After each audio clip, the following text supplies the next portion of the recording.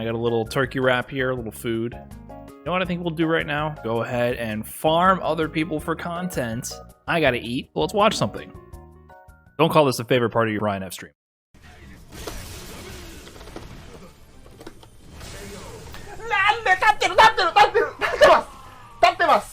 当たってます。彼当たってます。 I guess this is the beauty and the problem of having national community. I never have any idea what the hell's going on. I mean, I guess he's salty that the DP didn't kill. He did have V-Trigger 1. If the DP went through all the way, he would have canceled the V-Trigger 1 and definitely killed. But you kinda definitely kicked the mirror.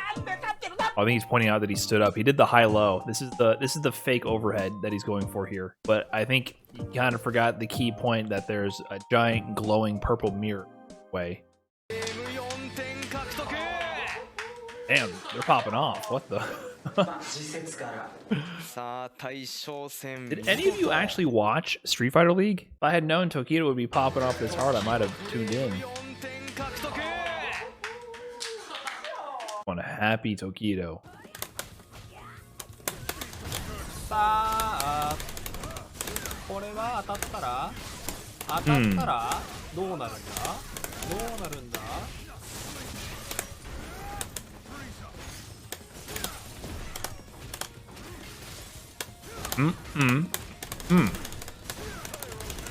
Oh, it's still going.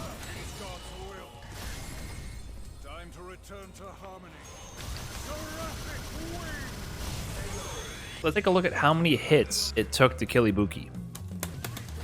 One low forward to EX Fireball activate. One mix-up. That's it.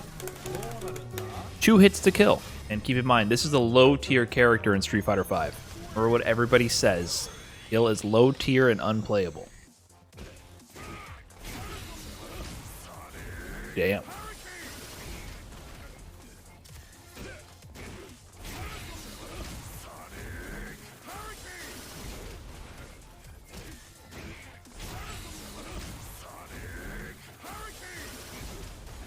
They say Street Fighter V has no execution. Since switching to hitbox, Daigo has been committed to breaking that myth. If you don't know why this combo is so hard, I dare you to try this. What's going on here is that he's doing standing medium punch, standing fierce punch. The move he's following up with is a flash kick, which requires about a second of holding down or down back before you can do it. But you can see the conundrum here where the move right before the flash kick is a standing move. The frame he presses standing fierce punch, he has to begin holding down back in order to build the charge for the flash kick. And then he has to perfectly time the up part of the flash kick so that he has enough time to build just enough charge to get the flash kick. And then also, you know, casually canceling the super, no big deal. He does it 3 times in a row. This is the kind of stuff where Daigo definitely switched to hitbox for more consistency with charging. It's easier to sync up your left and right hand when they're both buttons. Whereas with the joystick, there's a bit more action. In order to go from any kind of position, you're moving the stick further. And so you might lose a few frames of charge time going from neutral to back or down back or something like that. Can I just say, you are such a mug at the same time. Is there anyone in the world that you are more grateful that they suck at Street Fighter? Yeah, oh my God. I would never be able to live it down if you were any good. Thank heaven. We play after every show, by the way. And he had a great performance last week. This is the most smug git you'll ever meet in your life. So if this guy was good at Street Fighter, just imagine the bants he'd be spewing at everyone. Terrible. Yeah. Thank heaven he sucks. Thank heaven. Absolutely unbearable if I was good at this game. Logan can play the game. I can say that much. He does play Ken. If you guys have never played F-Word or seen him in Street Fighter 4, before being a commentator, he was one of the best Ibuki players in Street Fighter 4, period. He started focusing more on commentary towards 2013, I think, towards the end of Street Fighter 4. Definitely one of the best Ibukis in Street Fighter 4, and definitely not bad at 5, but he insists on using V-Trigger 1 with Ibuki. I think that just means he's getting old. He refuses to get with the times. Stick with the bomb mix-ups. Those mix-ups are the new mix-ups now that everyone forgot how to fight V-Trigger 1. You might have been onto something. Rollback confirm. Who's this guy? Why does he look so stressed? Yeah, I guess they're just pointing out the lag. I mean, this is just how online is, right? Whenever you get in, stuff like this happens all the time. And so those minor interactions can mean such a huge difference at high-level play when you need those frames to be able to react to things. So Imagine I cancel that into a super or something like that, or I go into an unsafe combo ender because I thought it hit. It just makes it a lot more difficult to play the game. That's why a lot of players at high level especially complain about online. Even if the connection looks fine overall, sometimes when there's subtle stuff like that going on, it can really throw you off mentally. But that's the game we play.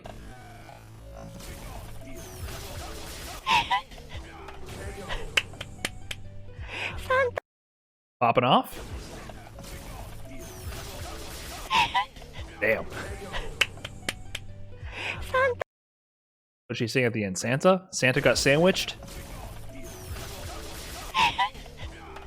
What a combo. What a conversion. He needs that. He definitely needs that. Yeah, I feel like this is one of those matchups where if Urian tries to get like too wily, he can get walled by Balrog. You know, Balrog is one of those characters for sure where you can just kind of like sit and wait. And I think he has good tools to kind of keep Urian out. Although Urian's a really strong character in this version of the game. If you're unfamiliar with what's going on, yes, this is what happens when you try to watch an online tournament. Spectator has to fast forward to catch up to what's going on in the game. I think we're used to that. Maybe someone who was watching on the PlayStation channel when they did a random, like barely promoted, barely announced PlayStation sponsored tournament, which was for the entire country at East Coast versus West Coast. I think the people who were in the chat just saying Xbox is gonna smoke PlayStation, yada yada, I think they were caught off guard by how weird this game is. Yep, every tournament, we're gonna miss the first 30 seconds, but the first 30 seconds everyone knows don't really. Goes on Urian. He's got so many normals, so many pokes from Will 2-pack. Nice knockdowns, another. Beast goes up, getting 2 hits of armor, looking for the Gabrick. Yeah, huge damage coming. EX, That'll kill. another tackle, and another EX tackle. He built up. Nah, no. Clip that. Clip that. That is a shit ton of damage, but it's one of those things that relies on everything going wrong. This is the worst case scenario. First of all, let's double back here. First of all, he jumps on the first hit of the V-Trigger 2, which means it has no more armor. Obviously, you could immediately release it, so you might want to block. However, if you had done DP, jab, any button, it would have broken him out of this charge. But there's a bit of a game of chicken. What if you released it right away? So here in headlights, mode kicks in, panic sets in. Will 2-pack kind of freaked out and did the worst thing, which was jump back at the moment of release, slipped by it. Gives him the best combo you can possibly get, which does look sick, admittedly. If people were using this as like proof that V-Trigger 2 for Urian is like sauced, V-Trigger 1 has so much more utility in every way, every sense of the word. But every once in a while, it all lines up.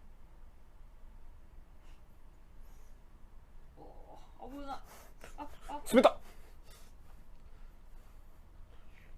Did she spill the beer? Sumita.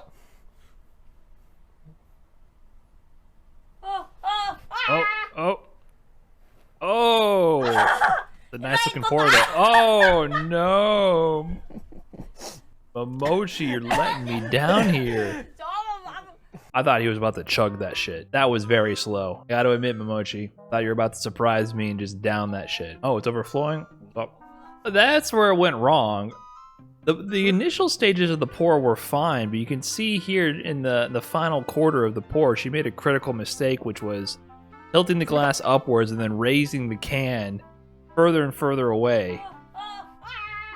You know, as a presentation, it looks great. And in a beer commercial, the foam head would do wonderful in a commercial, but in practical use, not work out. Momochi failed to consume at the same rate of foam production, and then blew it, literally.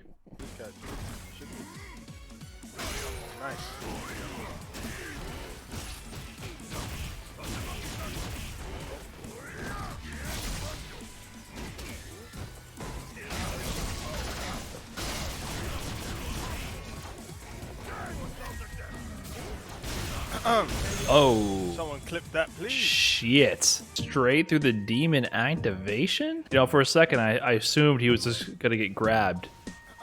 Either on started with the demon, or based on the name of this clip being the chase down, I thought the demon might just do a 180 and track because, you know, it's Akuma. Every time I watch Problem X, I always see something new. Like, nobody does Bison like Problem X. That's such a great on-the-fly decision right there.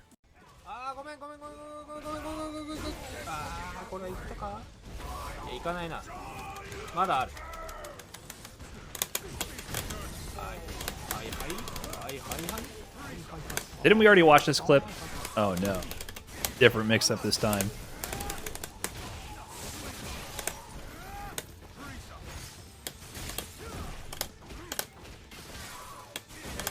Low tier character. Keep in mind, low tier character. What everyone says is you quick rise and backdash, and you avoid this this mix up here. If you had just quick rise and backdash, you would avoid it. But heat of battle, that is a real mix. All right. Don't know if I want to look at this clip. Oh wait, I think I do.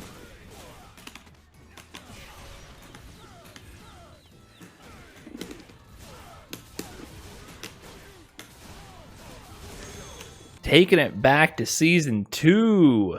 Yes, sir. You know, Balrog is a lot like Gil. You know, every once in a while, the moon and the stars line up and Balrog just does way too much damage. And here, let me point out this fact, this fun fact, because this is one of the most common questions I get on my YouTube channel.